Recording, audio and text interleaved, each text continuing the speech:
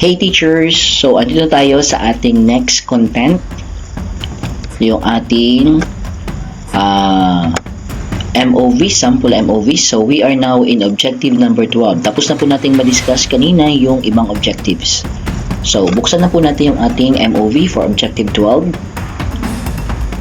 Sa mga bago pa lang nabukas ng ating channel or ng video, pinapakita po natin ang mga MOVs natin na ginawa for each objective sa ating bagong Performance Management and Evaluation System or PMES. Sa ating objective number 12, mas madali po ito. This is all about reviewed, regular, personal teaching practice using existing laws and regulations that apply to the teaching profession and the responsibilities specified in the Code of Ethics for Professional Teachers. So here, papasok po dito yung consultation meeting or coaching activities between the highly proficient teacher and the proficient teacher or even the school head to the teacher.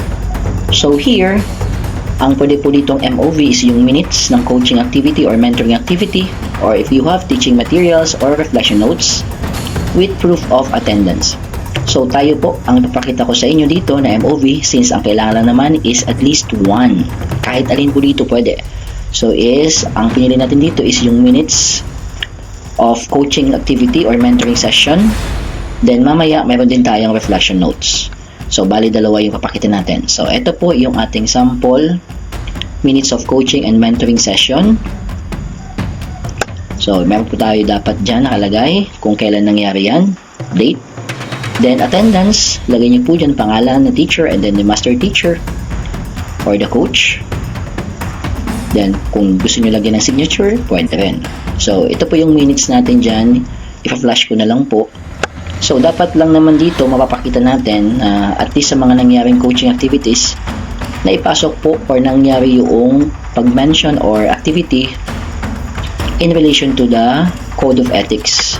Dapat according sa objective, yan, uses existing laws and regulations applicable based from the Code of Ethics for Teachers. So balik tayo dito. So yan po, yung mga hinighlight ko dyan, makikita nyo po dyan yung relation ng objective sa coaching activity.